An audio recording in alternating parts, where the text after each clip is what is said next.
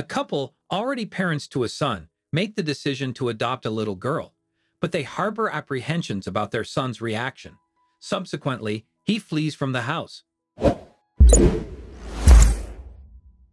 Mary and Brad Jersh share a profound love for their son. Their initial dreams of a large family were altered when Mary experienced a miscarriage 2 years after welcoming little Eddie into the world. Following this loss, medical professionals cautioned against another pregnancy, citing potential risks to Mary's life. Despite this, the idea of expanding their family through adoption lingered in their discussions.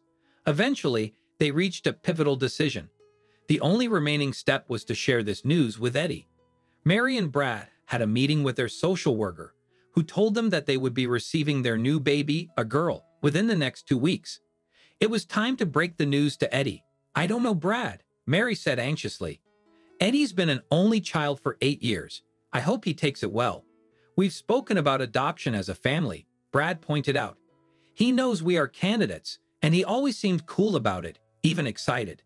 But Mary hesitated. It's one thing to speak about a distant possibility. It's quite different when that possibility becomes your reality. "He may not be as happy about it as we are. We won't know until we tell him," Brad said. "Let's just call him and break the news." Mary called out, "Eddie, honey, why don't you come and join us? We have some news for you."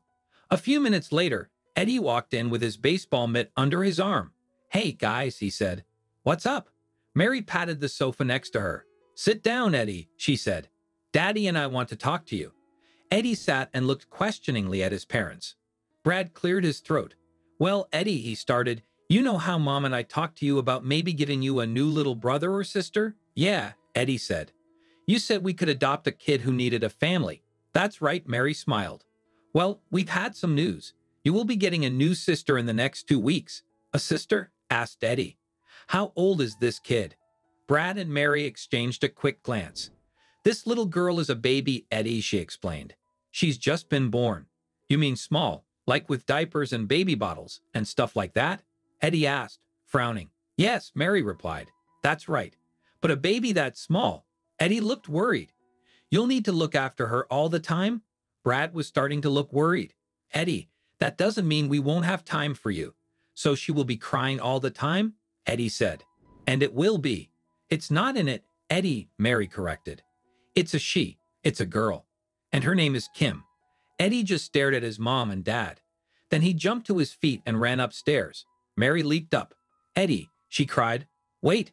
Brad placed a hand on Mary's arm. "Let him go," he advised. "He needs time. This is a big deal, a big change in his life. We'll talk to him again later." 3 hours later, Mary went upstairs to call Eddie down to dinner and had a big shock. Eddie was gone. His room was a huge mess, and his piggy bank lay broken in the middle of the floor. "Brad," Mary cried. "Come quick. I think Eddie's run away." "What?" gasped Brad. "He ran away? He took his money?" Mary was crying. "Oh, Brad, he probably thinks we will pay more attention to the baby." "Calm down, Mary," Brad said. "We'll phone his friends. If he's not with them, we'll call the police." Mary and Brad called all of Eddie's closest friends, but none of them knew where he was. The distraught couple was about to call the police when they heard the front door open. "Eddie." Mary gasped and ran to the door. "Where have you been? We were so worried." "Listen, son," Brad said. "Just because there's going to be a baby in the family doesn't mean we love you any less or that we will have less time for you." Eddie looked at his dad scornfully. "I know that," he cried. "I'm not a baby." "We're so glad you came back, Eddie," Mary sobbed. "When we saw you run away." "Run away?" Eddie cried. "I didn't run away. I took the money from my piggy bank and caught the bus to the mall. And I got this for the baby." Eddie opened his backpack and took out a pretty pink globe with clouds and unicorns painted on the surface. "It's a nightlight," Eddie explained. "You are going to be looking after the baby all day, so I thought maybe she could sleep in my bedroom at night. And the nightlight is in case Kim gets scared of the dark." Mary ran to her son and put her arms around him. "Oh, Eddie," she cried. "I love you so much. You are going to be the best big brother ever."